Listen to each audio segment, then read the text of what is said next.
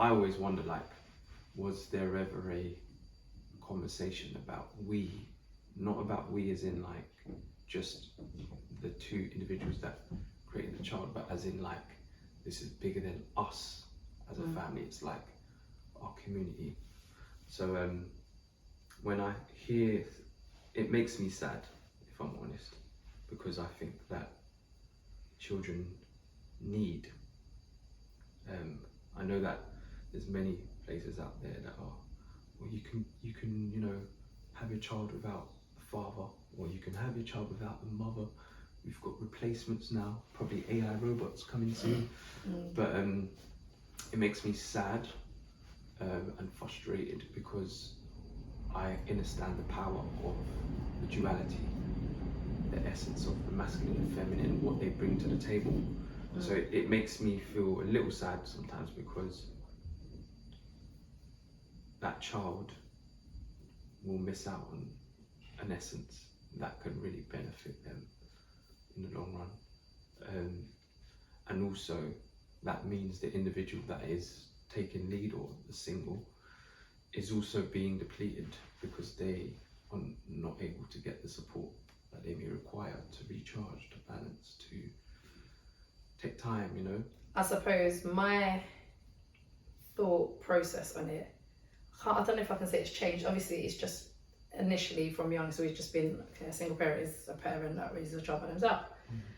But obviously, as you get older, you look at the demographics of people's lives and things like that, and the setup of their family or their homes. Now, it's like I have to go out to go back in to explain it. Yeah. I'm looking at the context of it in the sense that I feel like the term gets used a little bit looser than what it really is sometimes.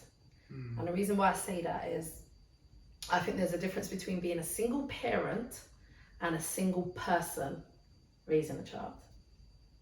And the reason why I say that is because I think there's loads of people that say, oh, I'm a single parent, because they're no longer with the father or fathers, any of the fathers of their children, right? And in their head then, yeah, I'm a single parent because they live with me, I'm doing this. But then there's a difference between you doing the majority of the things and taking on the majority of the roles compared to someone who has to do everything. And in my opinion, like, if I speak for myself, I co-parent. So when people say to me, oh, you're a single parent, innit? I always feel a bit stuck. I'm like, not really, actually. Yes, we're not together. So I'm a single person, but I don't see myself as a single parent. Because if I was doing it all by myself and their dad had no part to play, I would be a single parent. But as far as I'm concerned, if the father's active, or if it's vice versa, if that second parent is active in their children's life, whether it be, and obviously some people will say, oh, you've got certain people that just literally pay. They just pay whatever money, whether it's through courts or choice, they pay and then they're not active in the child's life. I get that's a bit different. But if you've got a parent that's active in the children's lives and contributes, whether it be financially, physically, time, like, do you know what I mean, in any way to help grow those children, you're not actually a single parent. So this is my opinion, like I would always say. I know people may go against it, but the point of it being, if I'm going on like a, let's say a plain broad narrative, that there are a lot of women who naturally and have the children. Yeah. Let's not forget though, there are a lot of single dads out there, and there's probably way more single dads than many of us care to realise. I don't even care to realise, but that we know of. Yeah. There's quite a lot. That I myself know a handful. And the interesting thing is, for all the single dads I know, none of them are single dads because the mum has passed away. Do you understand what I'm saying? So, like, there are some of those dads that a lot of people are, oh, what happened to the mum? And I'm like, the mum basically absconded. Like, and the women are like, huh? And I said, yeah, we don't talk about the women that run away from parenthood, but yet we could talk about dads who run away day in, day out. Like, it's a normality. So it's like, when we look at the dads, especially for dads who raise girls, on top of that, like, I stand by it firmly. A woman cannot raise a man. Yeah, I stand by that firmly. You can raise a boy to be the best person he can be. And the reason why I say that, there's certain elements that he requires from a man. Like, there are, no matter how masculine you are as a woman, you are not a man. So there's certain things that he can only get from a man. And that's not to say he can't have it from uncles, grandparents, grandfathers, friends. That's fine. But just know that the male input wasn't you. It was everyone else around. Right?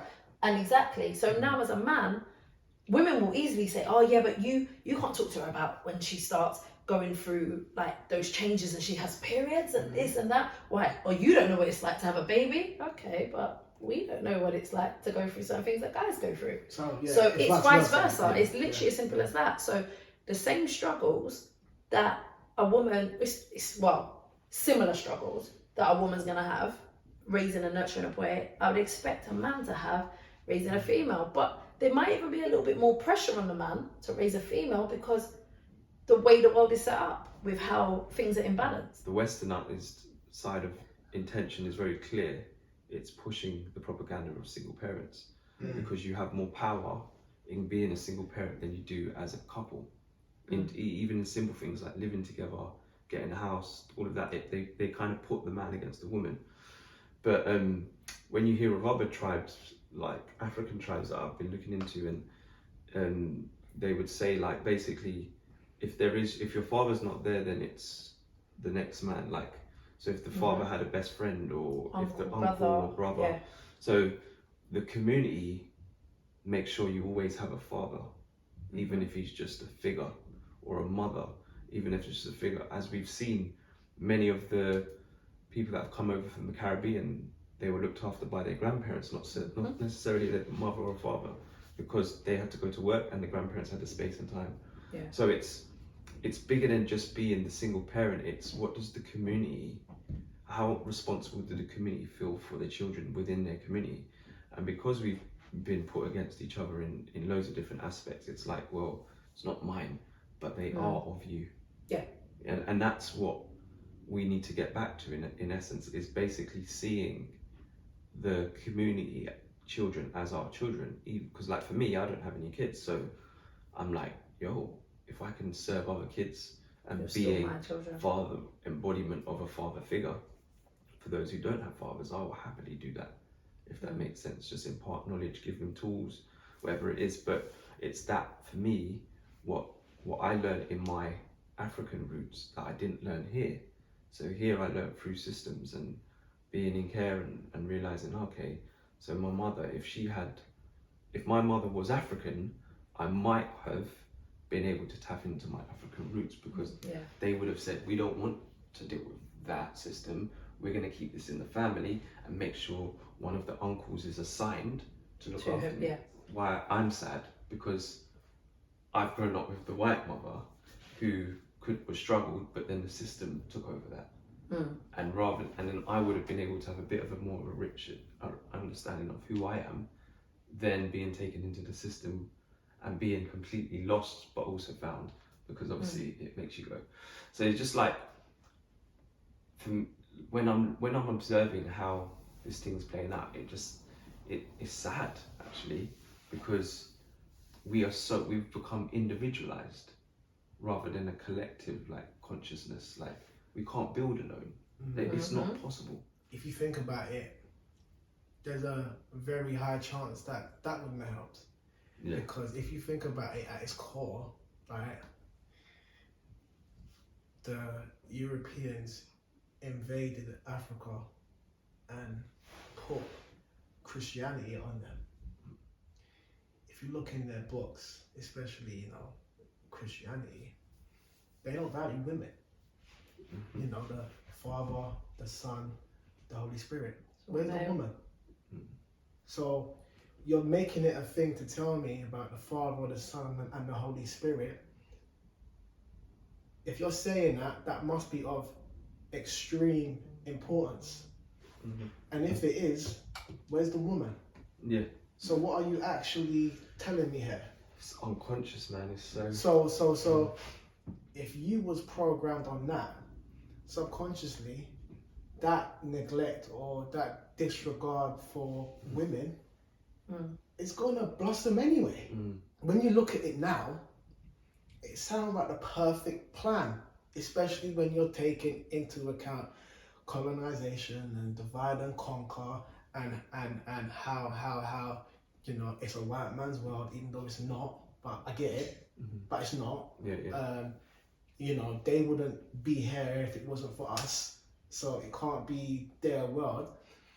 We're just not we're just not in the position to be the best of parents towards them.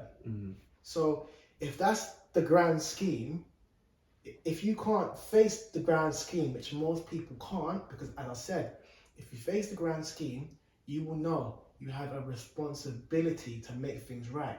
That responsibility, I mean, when you're looking at it by yourself, it's huge.